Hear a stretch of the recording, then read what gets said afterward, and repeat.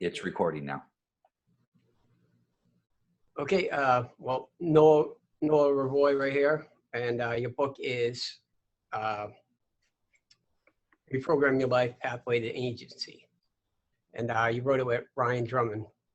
Yes, yep. Yeah, Ryan's a great guy for writing a book with. I tend to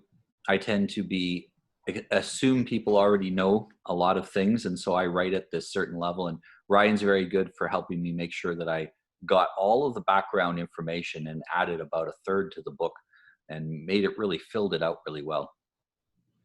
It's great. The first 3 chapters, what you sent me, and going over that it's unreal. Like I think it's going to be life-changing for a lot of people, that especially in this society today, where we're in a weird time right now. So we've had about 200 years of the elites intentionally undermining our agency. Throughout human history, we had to have a high level of agency just to survive. If you didn't get up in the morning to go hunt or go plant your fields or whatever it happened to be that you didn't eat. And so people who didn't get up and make their life happen and take personal responsibility died. And that happened consistently. And during the period in Europe between basically the end of the medieval period and the beginning of the Industrial Revolution, we had the manorial period. And in order to make manners work, you needed a high agency workforce that could be fairly independent and work on their own. So even the elites were promoting agency for a long period of time through the church, through education and different things like this. And then we had the Industrial Revolution. And we went from being an integral human part of a society, part of a community, to being a machine that did this inside of a factory, pulled a lever inside of a factory.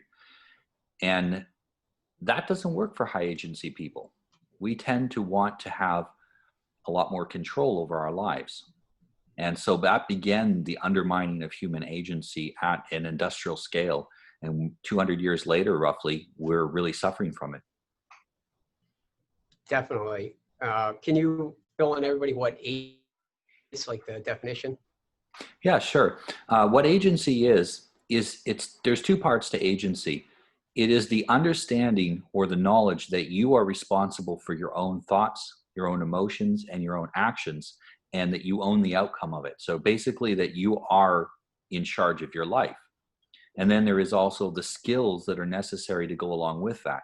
You can understand you need to control your emotions, but you need to know how to do it as well. And between the self-ownership in theory and the actual practical skills, you have agency. You could call it, for example, self-mastery or self-ownership. That's a good way of putting it, like that. The book reminds me too a lot about Jordan Peterson's 12 Rules to Life. And Jordan Peterson, I heard him once say that wisdom was you not stumbling blindly into ditches. And I think the way you guys wrote the agency and what the definition is goes hand in hand. Like, do you think one could exist without the other? Or do you think they both kind of together? I think that, you need to believe you can have agency. Oh, sorry, wisdom and agency. Yes. I think wisdom is a subset of agency. As you develop agency, you start to get wisdom. So once you understand you can control yourself, you start to see the world for the way it really is. And to a large extent, wisdom has always been defined, to me anyway, as practical application of knowledge. So you know things, and now you can practically apply them to accomplish something. Then you have wisdom. You've probably met people and you're saying, this guy's so brilliant. How come he's so unsuccessful? He knows so much. Why isn't he able to turn that into anything useful? Mm-hmm. And he's just unable to get traction. You can be a genius and you can be good looking and you can be tall and you can have everything going for you and still be a complete failure, just because you don't have agency. So you don't have control over yourself. You've let other people control you, or you just work on instinct. And that holds back a lot of people. It's kind of like being a Ferrari with no tires. You have a powerful engine, you can rev that engine, but if you can't get traction on the road, you aren't going anywhere. Yeah, that's definitely along the lines of that was a great definition there, by the way. And Thank you. the yeah, so agency would be developing more like discipline in your life. Yes. Yeah. But And understanding too the limits of discipline. You know, for example, if you're trying to lose weight, you get a certain discipline to know I'm not going to overeat. I'm going to control what I eat.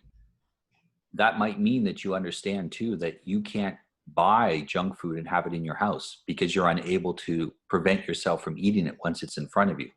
And so your agency kicks in and says, I'm going to make sure this isn't even an option for me so that I don't have to just use discipline. I can use some discipline mixed with some foresight and wisdom to avoid the problem in the first place.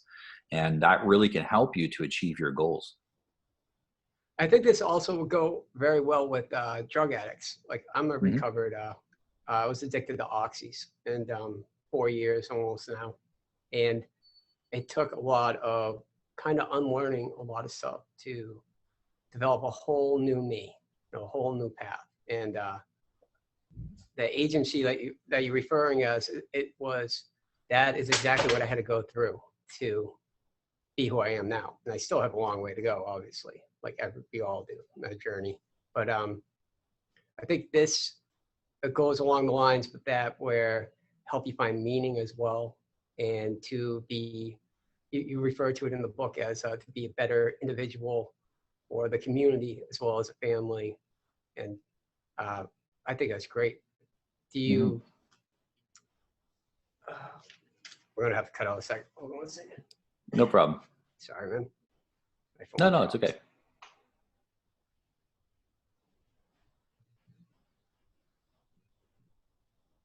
Yeah, so on that too, when we're talking about with the agency, it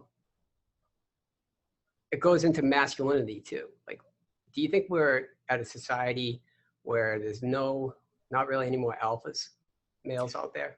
Yeah, there's still some alpha type men out there, and I like to use the Vox Day social sexual hierarchy definition of that. So an alpha is not just a man who is at a very high level of being a man. He's a man who leads other men, leads a community, but especially leading other men. And such men's good masculine leaders are in real short supply. Every group that requires masculine leadership has been usurped by effeminate men. You know, a lot of people want to blame women for the fall of Western civilization or some other group. You know, everybody wants to blame somebody. But the reality is that it's been a decline in the quality of masculine of men has led. Someone said it's a low T problem. It's a low testosterone problem. We've created this effeminate body of men, and they are no longer able to hold civilization together. Holding society together is a lot of hard work, and it requires being willing to fight. You have to be willing to fight evil people. You have to be willing to fight competitors. You have to be willing to protect those who are worth protecting. You can't do that if you are a passive man. And the opposite of agency is passivity. So to be passive means that you're not able to act in your own protection, your own defense. You're not able to act in your own interests. And you can be brilliant, but if you're passive, you're not going to be able to use any of that. And so I'm really trying to get men to get that masculine vigor again of being active and taking care of their own lives. And I think it is natural for men, as they become more masculine, to develop their agency, and as they develop their agency, to become more masculine. So the two are very well connected together. Also, with when they develop their own, they can show the way for another. Like, yeah, we're going to be like stones rippling in a pond. So wherever, you know, when I train a man in agency and he learns these skills, he's going to pass them on to his children. His wife's going to pick this up. He's going to teach his friends, and he won't go and, you know, hey, I'm here to teach you agency. It's not how it works. He will demonstrate that he has agency, and people naturally are attracted to that. And they start to want to learn what you've learned, and they start to ask you for advice, and you can explain to them, well, you know, I went through this process, and, you know, you should try this process as well. And here's what you can do. And so really the key to changing Western civilization and to restoring it will be teaching men agency and having them having that ripple effect out into society, and it's going to change everything.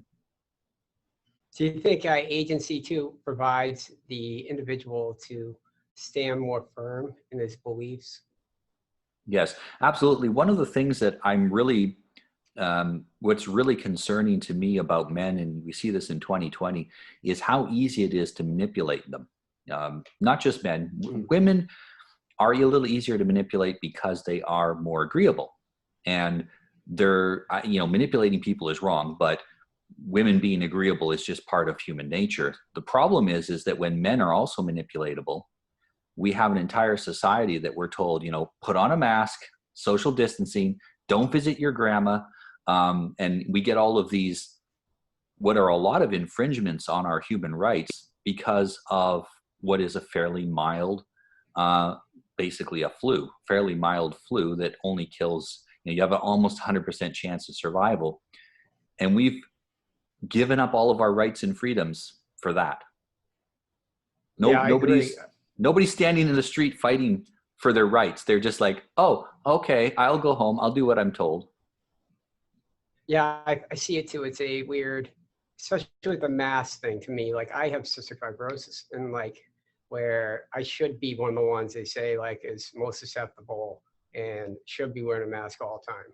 And I see mask as a mind manipulation where you're right on line with what I was thinking. Like if I see someone wearing a mask, I think to myself, which I don't think it's the right thing to do anyways, but in my own head, I feel like I can convince somebody to do anything I want eventually. Yep. And that's what it is. It's let's test their compliance. See how far they'll go. Oh, they did the mask. Let's see. Oh, let's tell them they can't go to church. Let's see if they do it. Okay. No, they're not going to church. Let's say, okay, they have to stay in their house unless they have to go to work or shopping. Let's see if that'll fly. Basically, we've got them in prison and we didn't have to do anything. We just told them and then they did it. The illusion of, governments that are tyrannical, they have the illusion of power. And that illusion is what allows them to be tyrannical, because it's not possible to tyrannize a population of high agency men. You can't do it. They're going to work together. They're going to cooperate. They're going to undermine the tyrannical government and they will destroy it. They'll directly enter into conflict with it. And we see this in the United States with the American Revolution. It was a bunch of high agency men and a bunch of peasants as well. These weren't all rich men. The founding fathers were, but not all of the men involved in the Revolutionary War were wealthy. There was even letters written by many of these men begging for the revolutionary, begging George Washington to send them guns, because they said, we'll fight, we'll die if we have to, but we don't have any guns, send us some guns. And these men, they were willing to fight and die for what they believe in. You can't oppress men that are willing to fight and die for what they believe in, because they'll either fight and win or they'll die trying. And so they cannot be oppressed. Absolutely. I feel like we're living that again right now. It's wild, man. But I think maybe the COVID stuff is the tax stamp act of 2020. It's the thing that made people go, okay, we got to do something about this. We got to take action. And a lot of people say all the things the governments are doing and no one's taking action. And I've said that too. It took an awful lot of abuses before the founding fathers in the U.S. decided to stand up and rebel against the government. If you look, they say that in the Declaration of Independence, after a long train of abuses, so after a long number of things that they'd suffered terrible things, worse than actually what we're suffering now. And only then did they decide to fight. And that's completely reasonable. They were high agency. They were men who didn't want to be oppressed, but they were also rational and reasonable, and they had things to lose by fighting. And so we see today, there is going to come a time when men start developing their agency again. They start saying, no, this is not acceptable. we're not going to tolerate being treated like this, and there will be a pushback to it. And by helping men to learn agency, we help to moderate how that pushback is going to happen, so that it is something positive, is something productive, rather than purely chaos and destruction. Yeah, it's a weird scenario where they, with the mask thing, and then at the same time they're telling people they have to stay home and they can't go to work. And we're at the point now where people are losing, like everybody's all saying that we only have like 40-50% of businesses going out, but nobody's taking into context of that. How many people do those 40-50-60% people employ? You know, that's such a bigger ripple, you know, that they just don't even want to take into account right now, apparently, it seems like, because they're shutting down again. Well, what happens when 40% of businesses, let's say on they say 40 to 50, let's say it's only 40. When 40% of businesses go bankrupt and can't pay their suppliers, now these suppliers have this huge number of things they've supplied, things they've already sent out, that they send out on credit, and they can't afford to pay for them. And now what do? So then many of the businesses that supply small businesses, they're going to go bankrupt.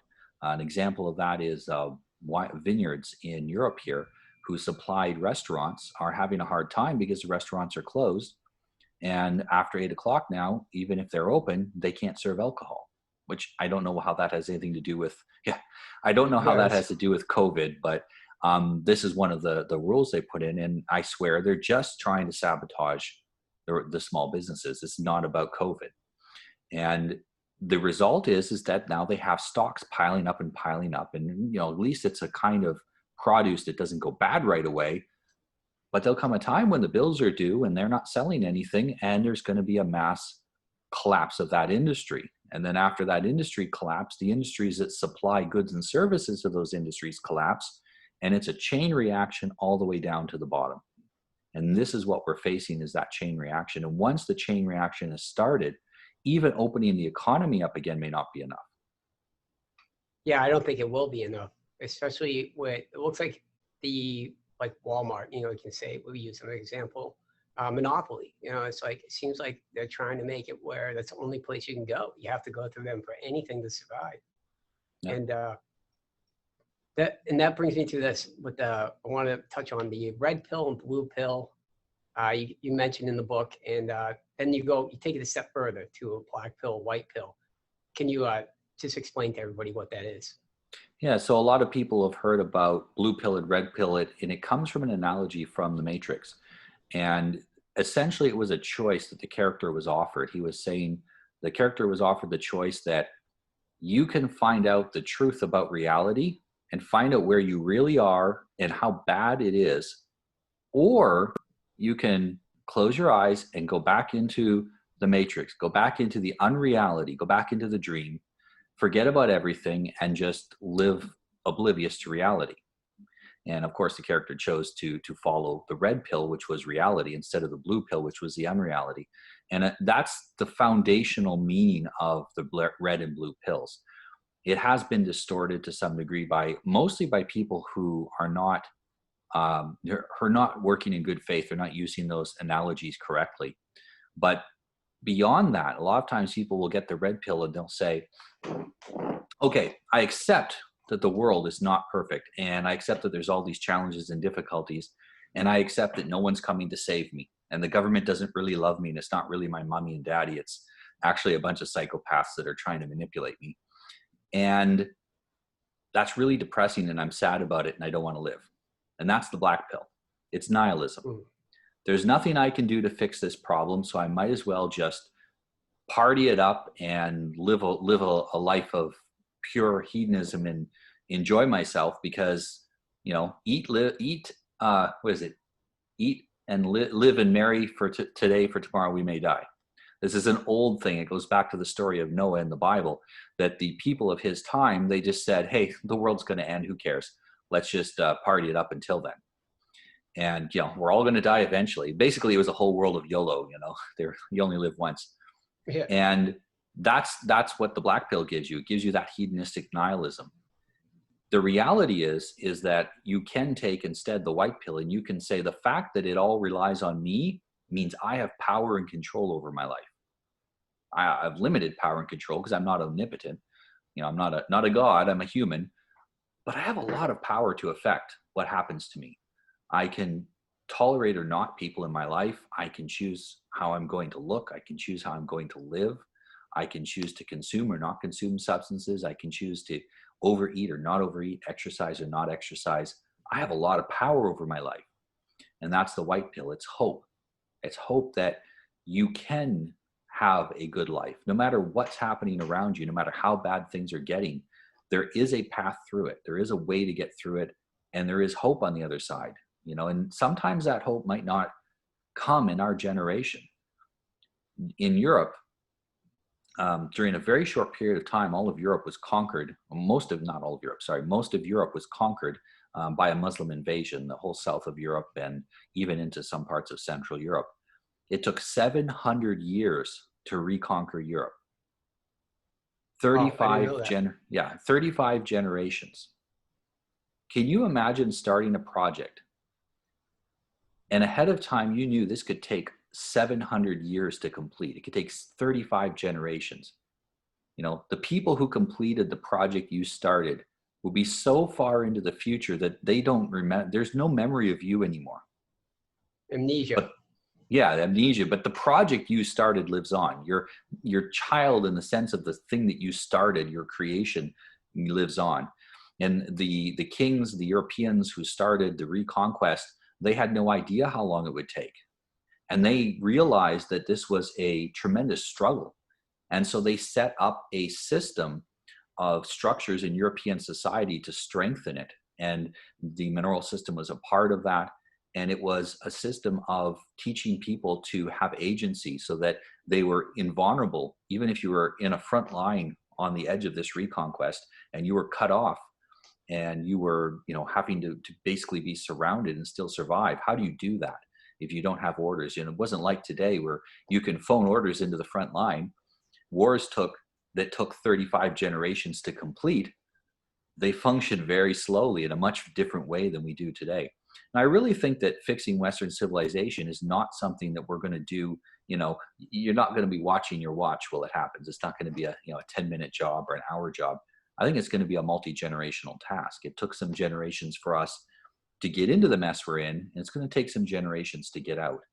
And the core of that is to build up a population, a society that is higher in agency, because only such a society can build up better institutions, better governments, better churches, better social institutions. They can only be built if you have better material to build them out of. Yeah, it seems like over here, especially, you're right on with everything. That we're at a point where everybody, nihilists is definitely what it's at. Like, they just want to ignore anything. And like, speak on my behalf, well, I have a 7 CF. We only live, the average life is 37. I'm 34, and I almost checked out one point. I was sick, real sick a few years ago, and almost passed. And then when I got better, I woke up. I decided that I wasn't going to give up ever again. And no matter how long I got, I'm going to try to make sure that I leave this place better than the way I came in, the way I found it. And it's that simple. That I think people over here just got to recognize that, because there's so many people where they're just willing to just let it go, and they say they care about the next generation and the ones after, and at the same time, though, they don't want to do anything disciplined to have to fix it. Like, they're willing to give up, sacrifice something of themselves for the better of the community, and it's unfortunate. There is a small group of people, a relatively small group of people, who are highly motivated by opportunity.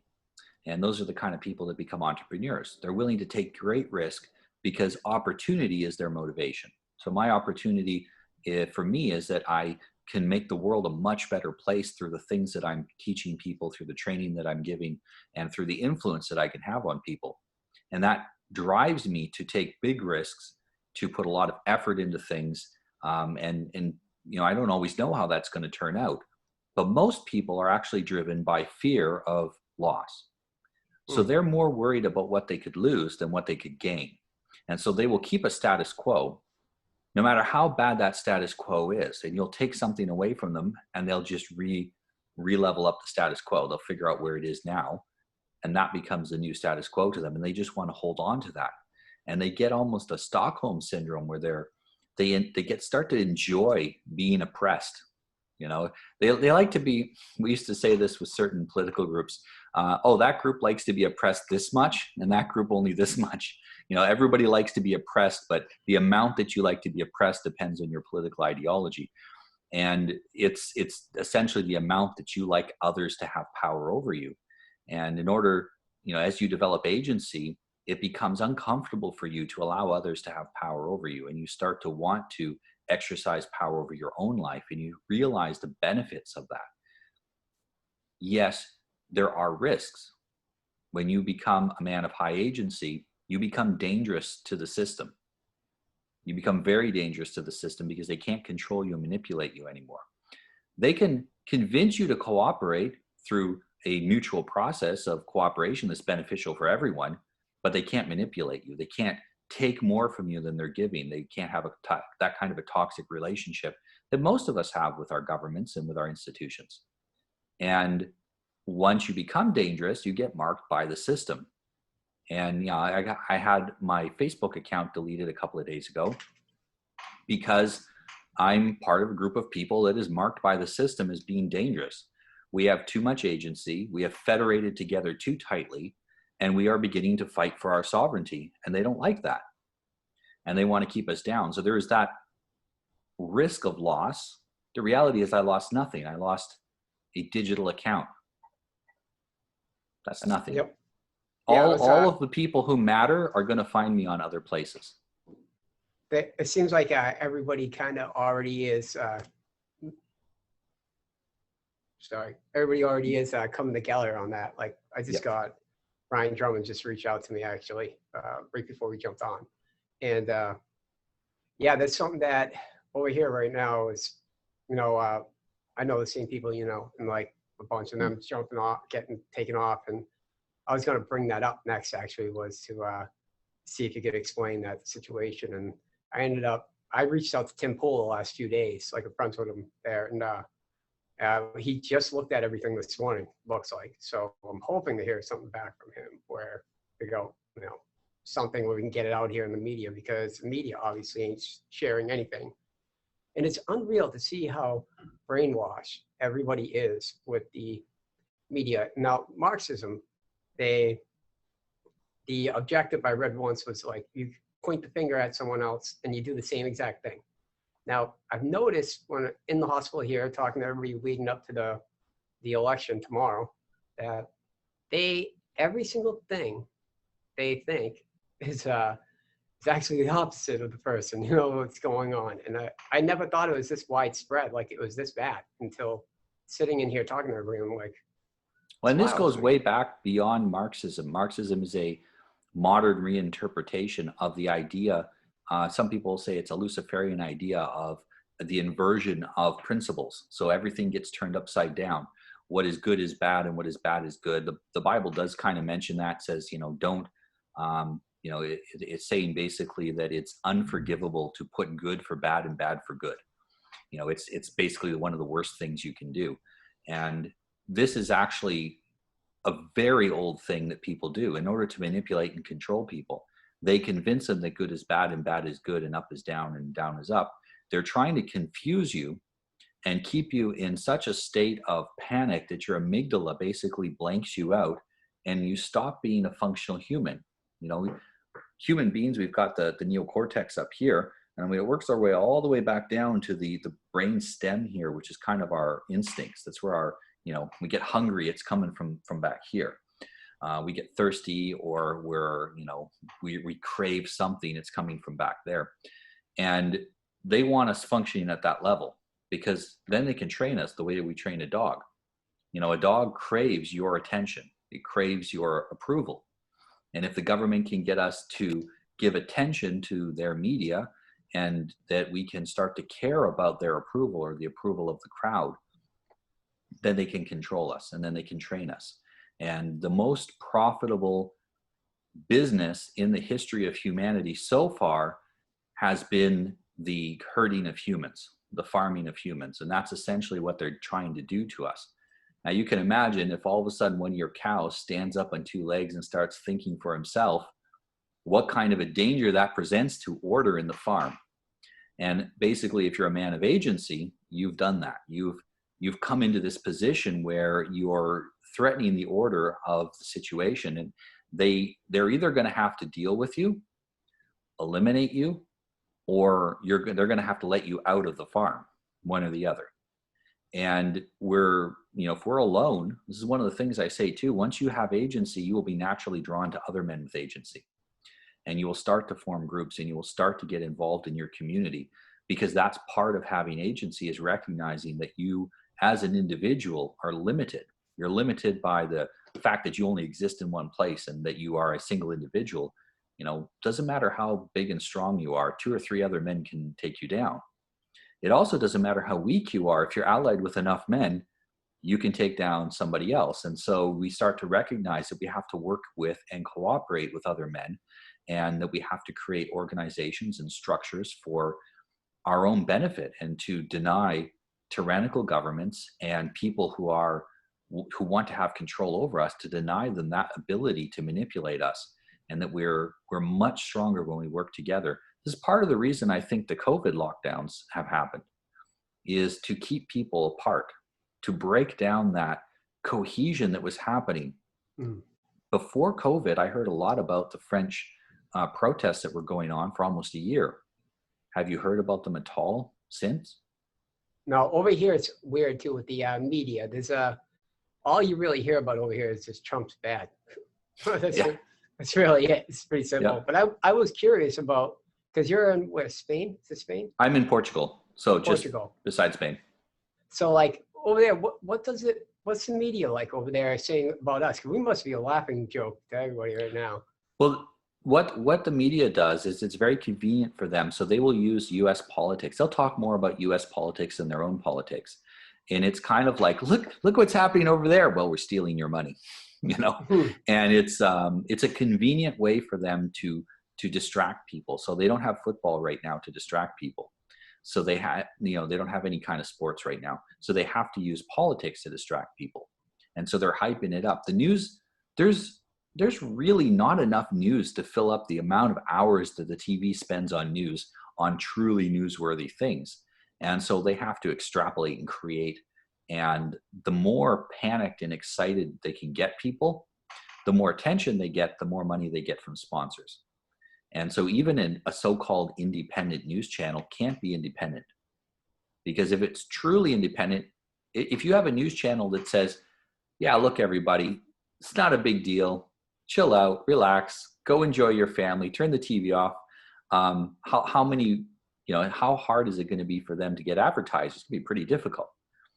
But if you got somebody talking in an excited voice about how hundreds of people are dying and it's the end of the world, it's easy to get attention, and it's easy to get marketing that way. Basically, they're selling your eyeballs to somebody. And so to get you in there, they have to manipulate you. And the easier you are to manipulate, that is, the less agency you have, you're easier to manipulate, the more you're worth to them. So they are also trying to undermine your agency. It's not necessarily that all of these groups are working together to undermine your agency. It just so happens that their interests line up together such that for all of them, easily manipulatable people are a profit center. And people that can't be manipulated are less of a profit center. They have to cooperate with those people. And this is why they're not really, it's not a conspiracy. They just happen to have colliding interest or convergent interests. Yeah, there's something there too with the you guys getting your deactivations on your accounts with the I mentioned it on Facebook here and there. I don't know how I didn't get it. Actually, it's kind of great that I didn't though. But like it might be coming because some of the people got it 2 or 3 days forward because they were part of another group and they got taken out with that group. I don't. Every few days they're taking out like another group, so you might all lose it. Yeah. I figure it's coming. I backed up my data and everything. Good. Yeah, and try to get everybody over to other platforms as well, so that if you do go down, the only person it really hurts is Facebook and their shareholders. If I was a Facebook shareholder, I'd be pissed right now because they're kicking out all their most interesting clients.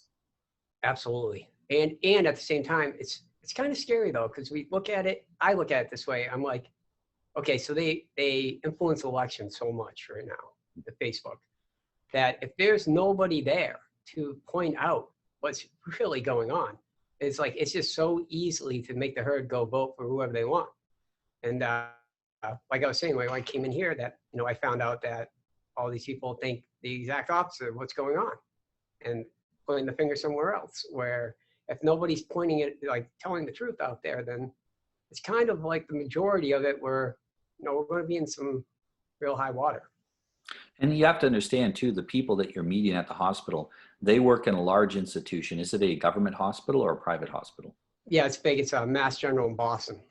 Okay, so it's a big institution, and big institutions have to cooperate with the government. Otherwise, the government will make their existence impossible. So, you know, if you're a doctor, for example, you have to toe a certain line or you will get your doctor's license revoked. And they'll revoke it for political reasons. They've done it before. They've revoked it because you had political ideas on a medical topic. There are doctors right now that are explaining why the entire response to COVID is wrong. And they're clearly saying, hey, I can do this because I'm retired. Because I'm retired, I can do this. If I wasn't retired, I could lose my job. Yep. That's wild. I never thought of that. Yeah. So they might not truly believe the things they're telling you, but they believe that their job requires them to do that. Now, if they all stood together and said, no, we won't believe the lies, there's not much you can do. You can't fire the entire staff of the hospital. You know, the hospital is the staff. The building doesn't matter. You can knock the building down and build another one. You can't train that many staff quick enough to start a hospital again. The staff are the hospital. But the problem is because people have a low level of agency and they're not willing to stand up as individuals. And very often what happens is we as an individual stand out and go, no, that's wrong. And then we look around and we go, hey, there's a bunch of other people doing this too. And then as soon as other people notice that we're doing it, they go, I wasn't going to say anything, but yeah, you're right, it's wrong. And if they can keep us sufficiently separated and they can prevent the first movers, the people who generally say, you know, stand up first, then they can keep us under control. It's all an illusion. All their control is an illusion. We're voluntarily often going along with the lie because it's easier than being the first guy to go, hey, that's wrong. You know, the first guy to say it's wrong, he's going to get it. That's a scary place to be. I noticed too on the a couple days right before this happened too, it was Kurt Jensen said it, and I agreed with him that my feed was different. I wasn't seeing the same people I normally see, and it was some people I never seen before, and it was like they were trying to throw stuff up, like, you know, mix it up, I guess, you know, where you had to keep silencing people to be able to try to weave them out to get to exactly what you want to see, because a lot of people don't recognize how social media is supposed to be used. If you use it to your advantage, you use it like to find out what you want, develop whatever you need, you know, but like they're going to throw a ball at you all the time, and people just let it be, you know what I mean, just keep it in the clicks. So it was weird. I never had that happen to me at first, so I thought something might have been up there, and that's when I started downloading my info. And I know it sounds bad, but I'm actually happy that Facebook deleted my account. I'm happy in a way because I've wanted to move off of Facebook to all these alternative platforms for ages.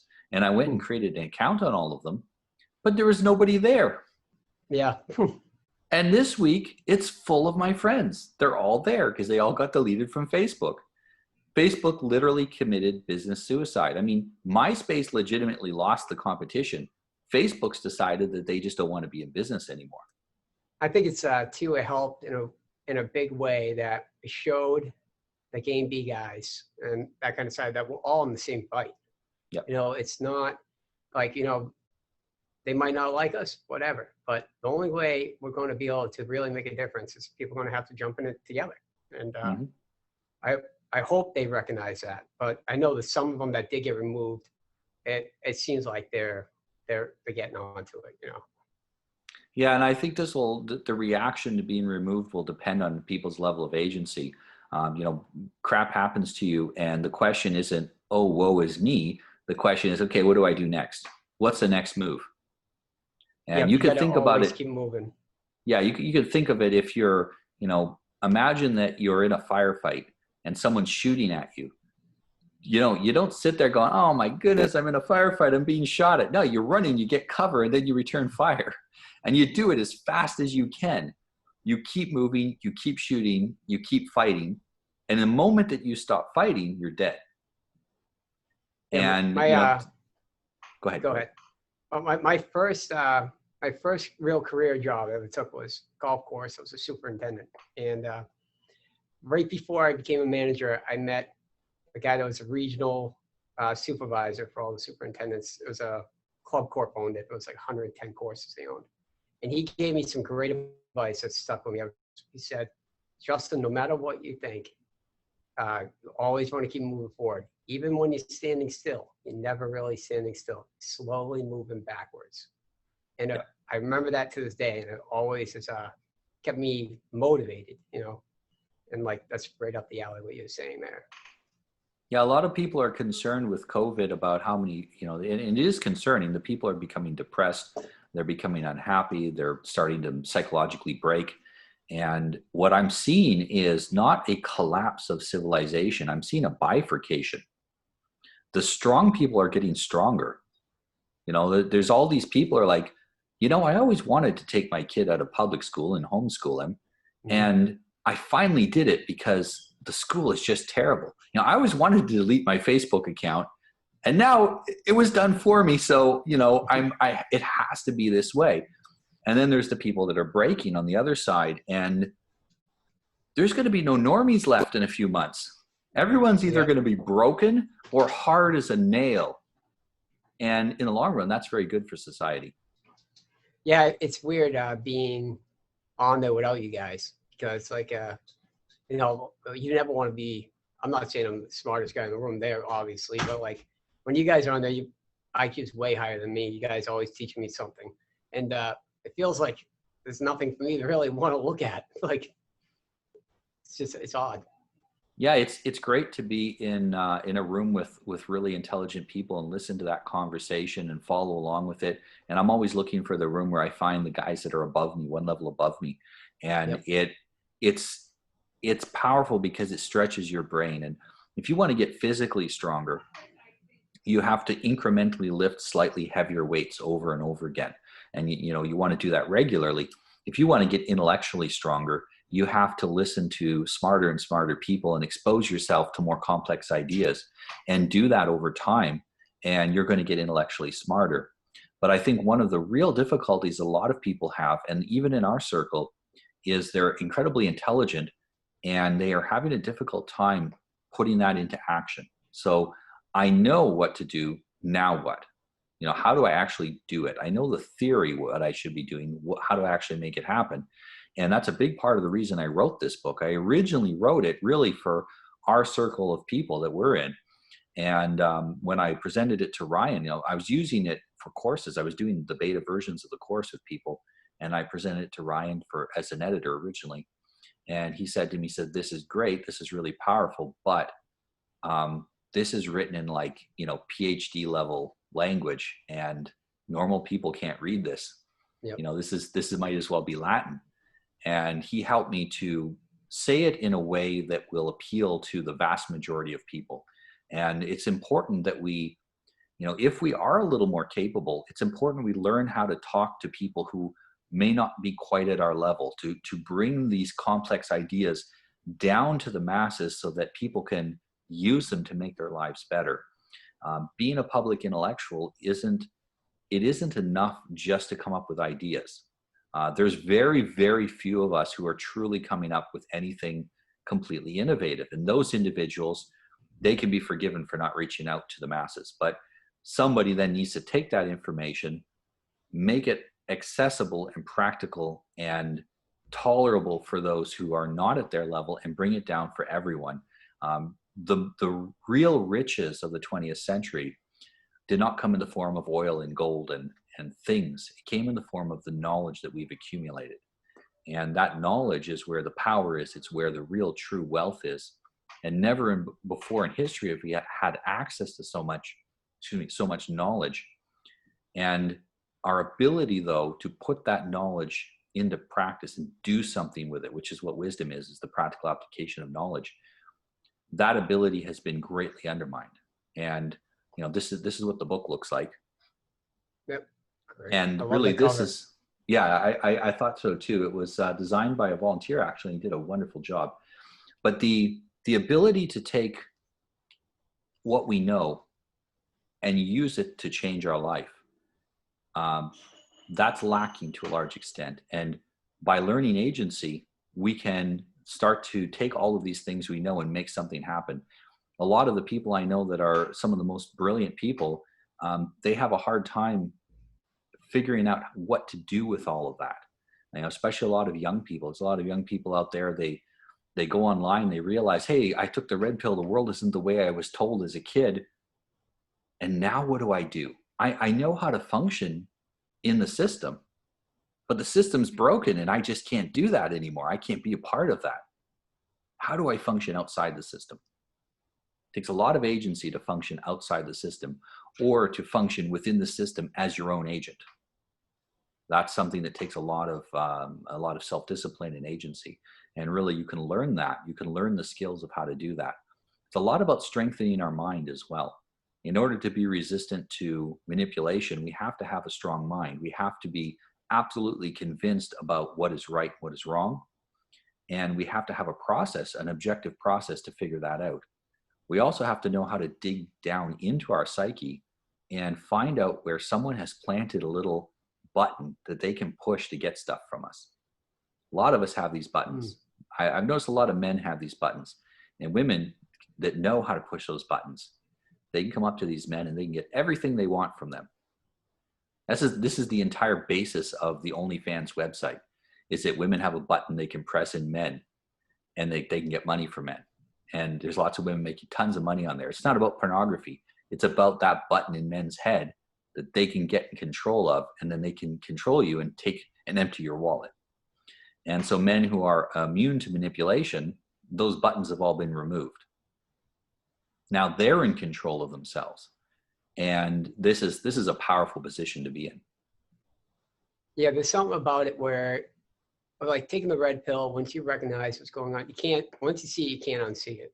Mm-hmm. That's absolutely right, And then when I got lucky where I was friends with Brandon growing up. So like once I recognized some stuff and I got in touch with him, and he kind of guided me along the way, ended up showing me showing me some of the stuff he was learning with. Jordan Peterson was one of them. I watched a lot of stuff there, and then read a lot of Kurt's stuff. I read a lot of your stuff, and it's the whole group. And I really believe Profitarian, it could have saved my marriage if I knew what I knew now. Like I was married 10 years, lost the marriage with addiction and further way more stuff than that. But like, I think if I knew what I know now, it definitely could have, I wouldn't want down that road. And that's one of the reasons why I think like that stuff's so important to me and helping others. Yeah. A lot of men who have had a hard time dealing with their wives, they found the information in this course through when I was doing the beta runs and also through my coaching. I use this information, and they found it's incredibly powerful to start to realize you have a lot more control over your relationship than you thought you had. And so when your wife is doing things that irritate you, you realize that you're actually in control of being irritated or not. You can choose the mental state you want to have.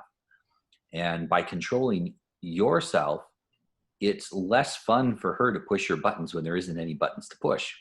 Mm-hmm. And so then women tend not to do that. A lot of what irritates men about women is just women being women. They're just doing normal women things. They tend to be more emotional. They tend to be a little bit less, they're a little more prone to neuroticism than men. And so they'll tend to do neurotic things a little more often than men will. And some men find that irritating. A lot of men think women are irrational. They are actually very rational, but they're rational in their own way, according to female logic. And when we start to recognize that they're different, these things aren't defects. And a lot of times they're testing us. A woman told me yesterday, a client, she said, my boyfriend told me that I am very, what is it? He says, I'm very antagonistic. And I've never found her antagonistic before. And I said, well, and he didn't mean with him. He meant with all of his friends.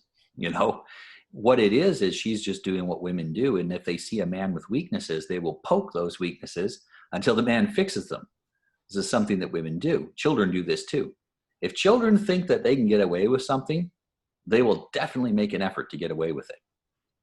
And if you get angry at children for that, you're not going to teach them anything. You're just going to teach them you're an angry person.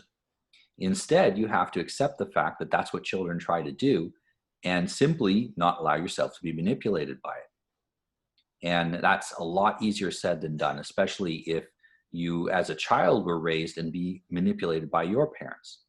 So, if your mom manipulated you as a child, then when you get married, it's going to be very easy for your wife to manipulate you because your mom installed all of these buttons. Press this button, get this result. Make him angry on purpose, so then you can make him feel ashamed of being angry, so then you can blackmail him for something you want. And the women, they're not necessarily doing this out of maliciousness. They were probably programmed by their parents to do this kind of a cycle. And so you're both working on these unhealthy programs. And you don't have to both get out of the pattern. If one of you leaves the pattern, it breaks the cycle, and the other one can start to behave in a healthy way as well. And of course, each person has to choose to behave in healthy. But I really think it's up to men especially to take the lead in that kind of healing from bad programming within a marriage. I think too, with a lot of women look for, they're so naive and set in their ways that I see men doing it now too, actually a lot, where they know the answer is wrong that they're searching for.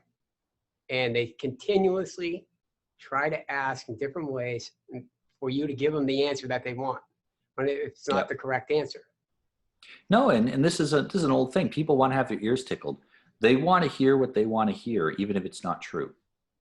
Going back to the Matrix description, there's the I can't remember which one it was. Cypher, yeah.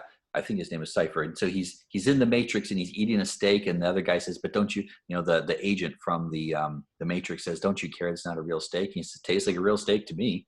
He doesn't care. He doesn't care. Yeah. As long as he can believe his illusions, he's okay with it.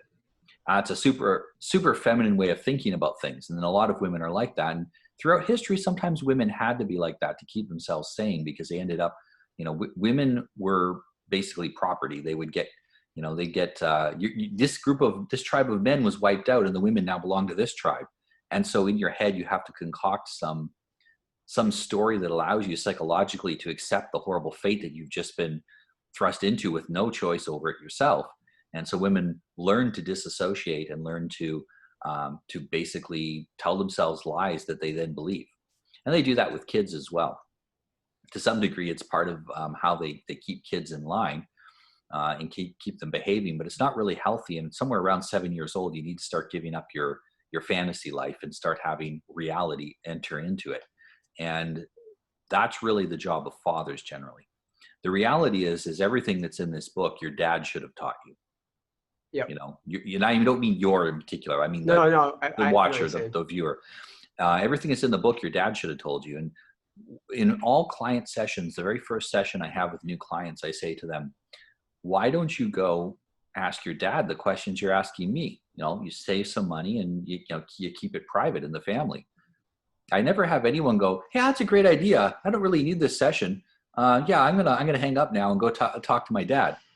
Nobody says that, because fathers today were not trained by their fathers, who were often not trained by their fathers. Somewhere around between the First and Second World War, between the two wars, it all broke down. And a lot of the wisdom of our ancestors was not passed on to us. And so we lost out on all kinds of things, how to manage ourselves as men, how to interact with other men. It wasn't just passed on from father to son. The father would bring the son with him into the male sphere. he'd bring him into his, hunting party, or he'd take him to the pubs. Used to not be a place of mass drunkenness. They were more like a cultural center in Europe. So he'd bring him to the pub, and he'd see the other men there, and he'd kind of, he'd hear how men talk to each other. He'd hear how they interacted. And that would happen before you were hitting puberty. You'd be there around 7, 9 years old. You'd be going with your father. You'd go with him to work. You'd see, how does he negotiate with his colleagues? How does he set prices for himself? How does he manage himself as he works? How does he take care of his environment? And you're going to learn a lot from your father. And if your father is a subpar example, you're going to learn from the other men he works with. You're going to pick up some, oh man, yeah, my dad's not good at that, but he's really good at that. And then I picked up that other thing from my uncle, who's better at dad than that thing. And you had this vast array of other competent men around you that you could learn from. Today, an average 9-year-old boy spends his whole day being yammered at by some woman in a public school. And it's someone who doesn't care about him, who he doesn't really know, and he probably doesn't like. He's so missing out. He's missing out on the entire masculinization that young boys need. So true. I was lucky. My father was a mechanic, and he would bring me to work every other weekend to do some mechanic stuff.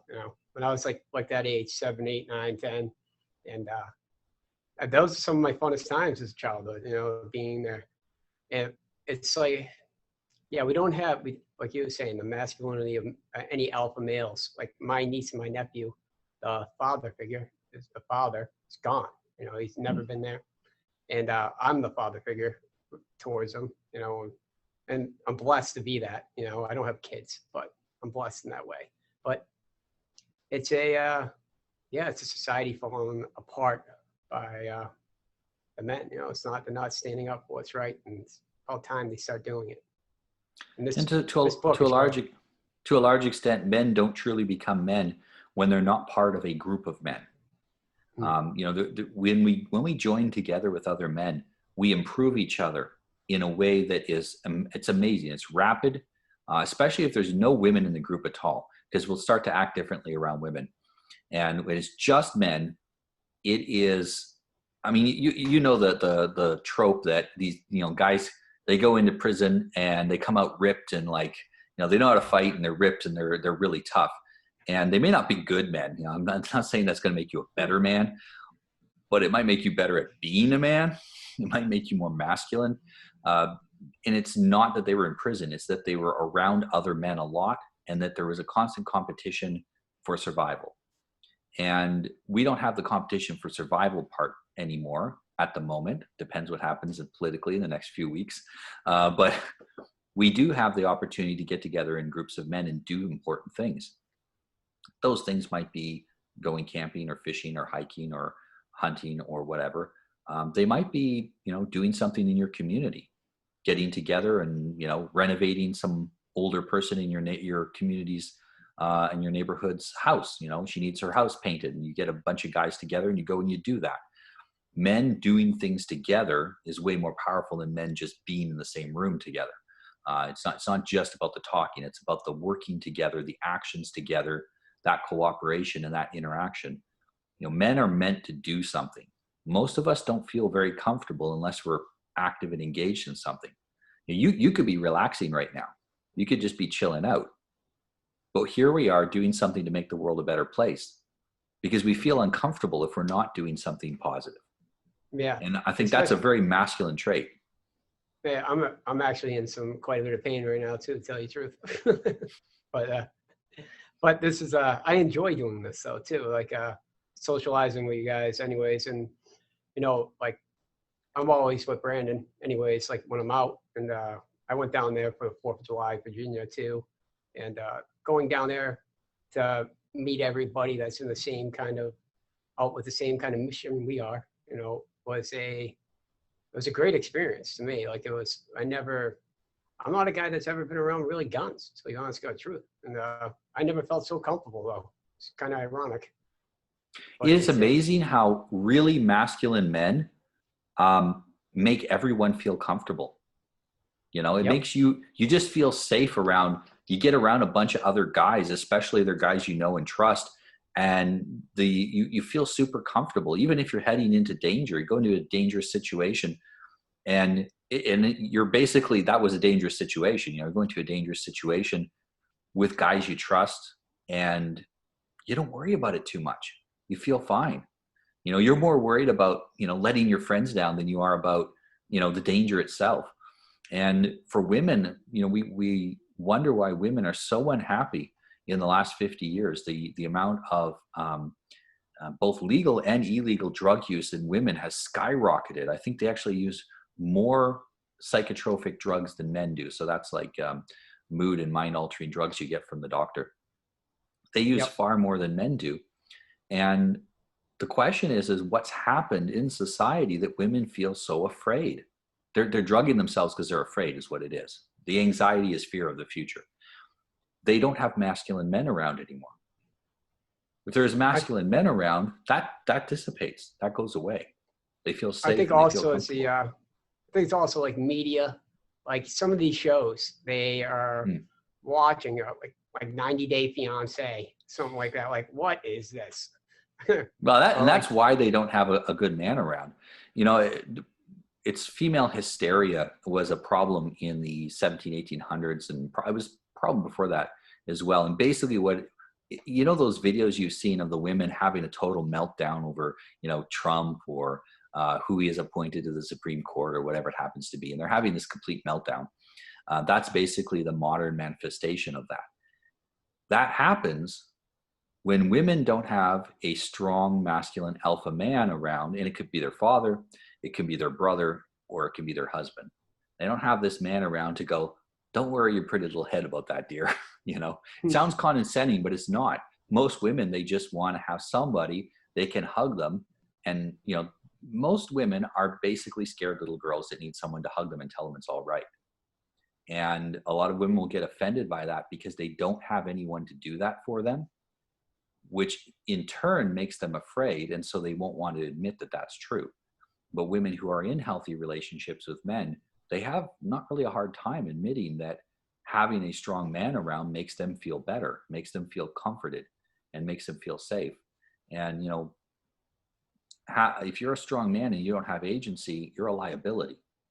If you're physically strong, you don't have agency. It's kind of like having a big dog that's not trained, and that's a dangerous dog. If you're a dangerous man but you don't have agency, you're mostly dangerous to yourself and your friends. You're not the kind of dangerous man that we need, the kind that's dangerous to tyrants and to a bad system. And learning agency allows you to take whatever it is that you have as a strength. That could be your high level of intelligence. That could be your physical capabilities, whatever it is. It allows you then to take that and use it for the greatest possible good for yourself and others. And that's really what gives men satisfaction. For most men, I know men that will tell me that, everything they do for them. Okay. Meanwhile, they're doing some incredible projects that are helping men and women all around the world. They're really doing incredible stuff.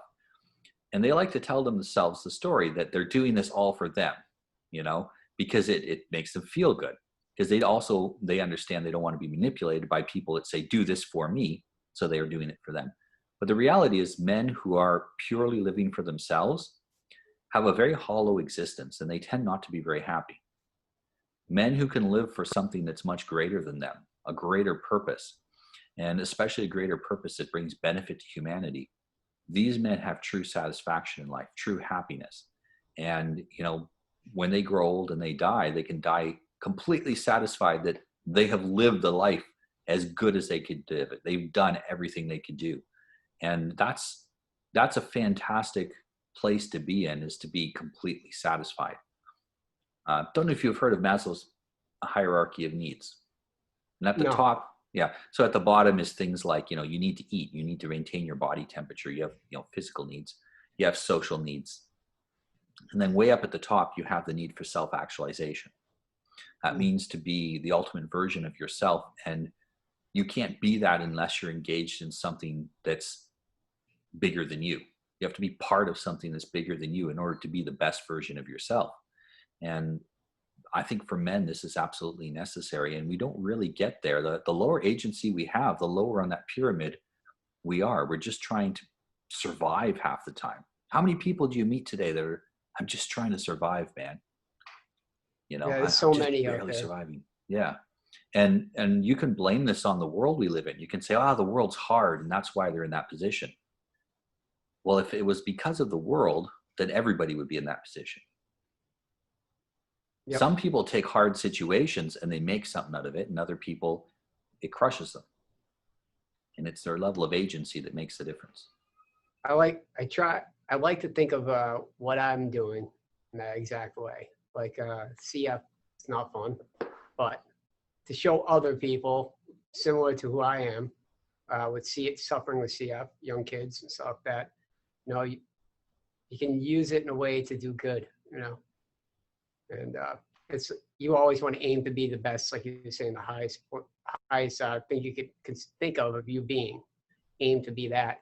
You're never going to get there, but that's about the journey. That's what the journey's for, And Yeah, and aiming for something higher than it's possible to achieve, that could sound kind of self-defeating. Setting a goal that's impossible to achieve, but setting goals that are really high, that stress us to reach them, that are hard, that actually helps to build us up and makes us stronger.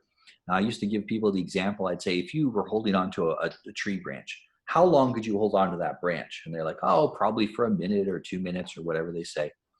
Okay, now imagine that you're hanging over in a tree and below there's a lion and he's waiting for you to fall down and eat you. How long now do you think you can hold on to the branch? And suddenly they say, well, I could hold on to the branch as long as I had to for an hour if I needed to, because now they got something at stake. It's not, will you let go when you feel uncomfortable? It's, I'm not letting go no matter what, because I'm going to die if I let go. And if we can set the kind of goals where, even if we have to, in our mind, pretend like there's a lion down there, I got to hold on. I got to hold on to life. Like, if I let go, I'm going to die. And if you can think like that, you can be a lot more productive. You can go farther and do more than you ever could if your decision was, I think I'll give up the moment it's uncomfortable. If we do that, if we give up the moment it's uncomfortable, we're all going to fail at some point. No matter how lucky we are, we're going to hit some place where we're uncomfortable. Yeah, that's a good point right there. It is like, life is, well, to me, life's uncomfortable a little bit, no matter what, physically. Yeah. So it's, I'm kind of used to it. I honestly feel like I do my best work when I'm in a little bit more pain than usual. It's a little weird to say, but. No, I went through a period for about 5 years where I was really, really sick and I nearly died. And I actually thought I was going to die at one point. I was pretty sure, because I was deteriorating and I was to the point where, my teeth were all loose and my hair had mostly fallen out, and even my fingernails were about to fall out. And I was my bones were flexible. My arm could be bent at the bone a little bit.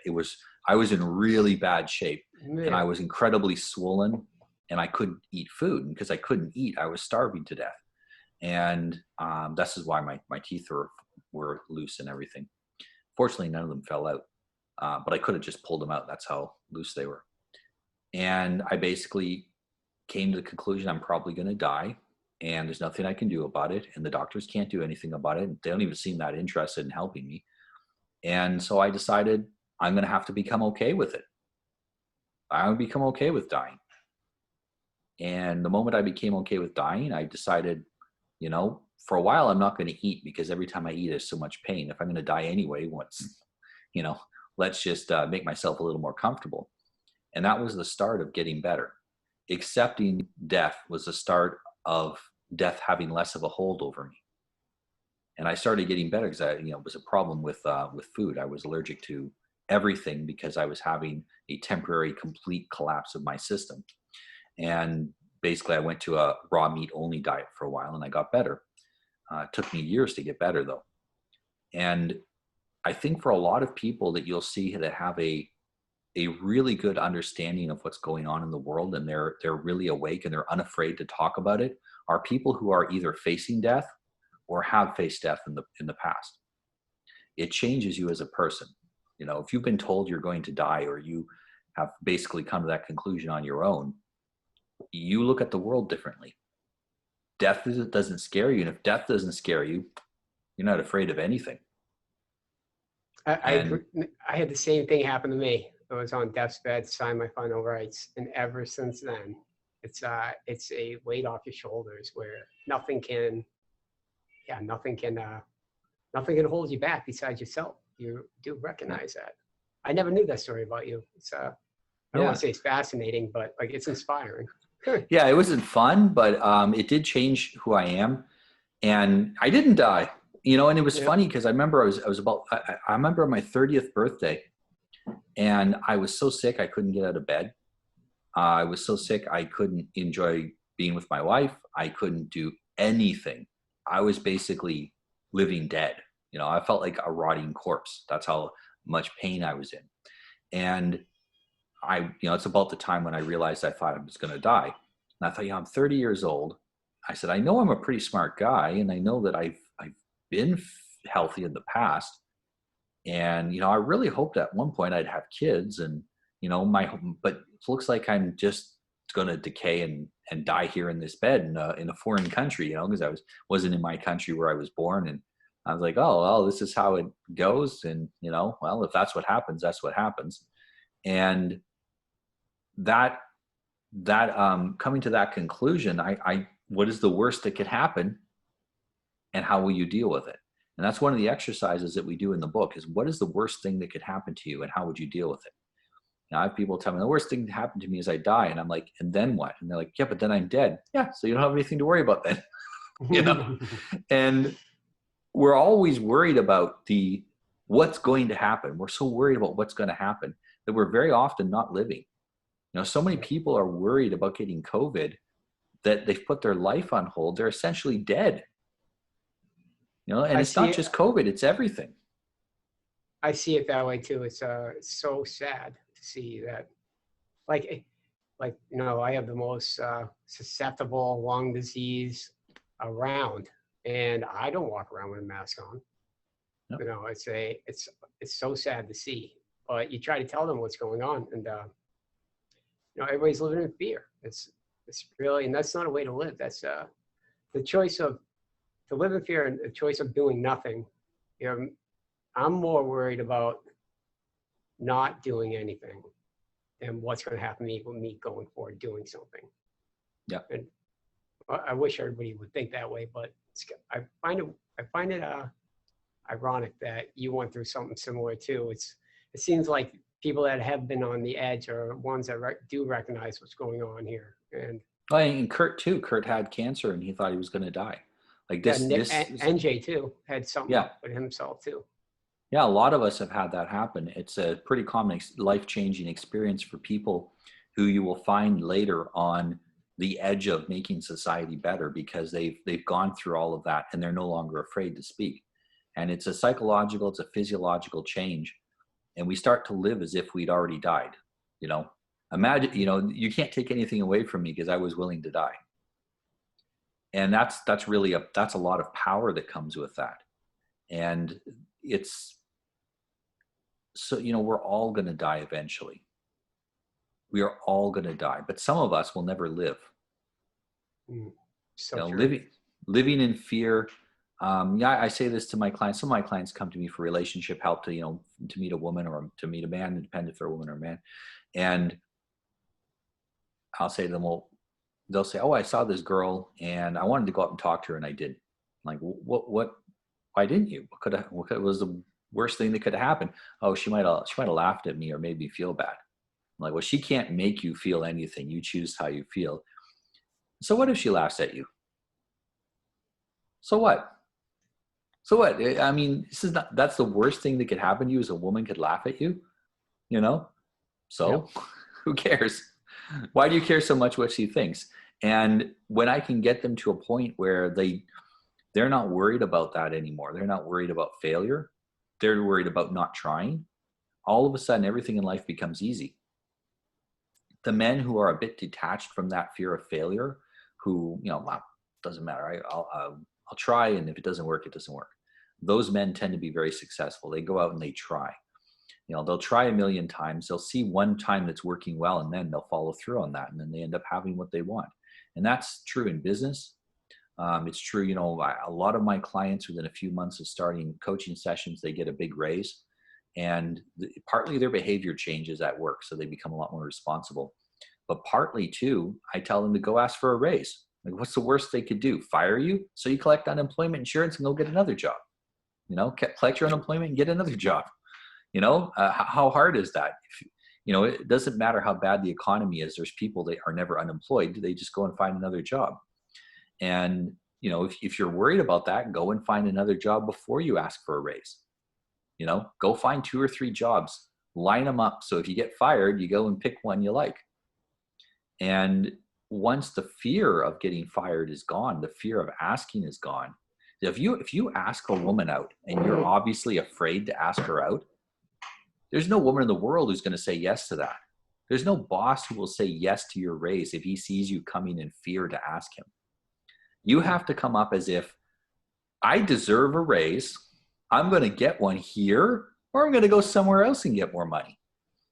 And you come up with that level of confidence, hey, you can go out on a date with me, or somebody else can go out on a date with me, but I want to take out a beautiful woman on a date. If you come with that level of confidence, women melt. Your boss will go, hey, yeah, I think he deserves it. Because he's going to think you deserve it because you think you deserve it. If you don't think you deserve a better life, you're just not going to get one. And no attempt at getting a better life is going to make it happen because you don't believe you deserve it. You're going to sabotage yourself. You're going to act weak when you need to act strong. And so one of the things we teach people in here is really having a proper understanding and view of themselves so that they see themselves as valuable and worthy of having a better life. And that really unlocks men's potential to go out and get what they want out of life. That's some great advice. Thanks. Really is. I think we're running up about the time that I could have for today. Would you tell everybody how to reach out to you and the classes if anybody wants to do that, if you have any open spots? Absolutely. So the website where you can take this course is pathwaytoagency.com. And you can also find me on Noah Revoy, that's NOAHREVOY.com. That will redirect to my main website, but pretty soon I'm changing the main website really over to that URL. And you can find me there. And from the main website, you can book a coaching session. And from the Pathway to Agency website, you can book the course. And we're about to start, rolling out these courses. We're also looking for people who can teach the course in their own communities. And I think this will make an excellent side business for people. And if you are a coach, this could be an excellent curriculum for you to teach in your coaching practice. But before you teach it, you have to go through the course. And so if you're interested in teaching it, let me know when you sign up for the course. And I'll take extra care to make sure that I'm explaining to you why we're doing things as well, so that you are ready to teach it once you're done. It's great. I might be one of those guys that go down that road there. Excellent. And thank you for doing this, Noah. And thank you. I appreciate it. And I'll be talking to you soon. Excellent. Have a good day. You too.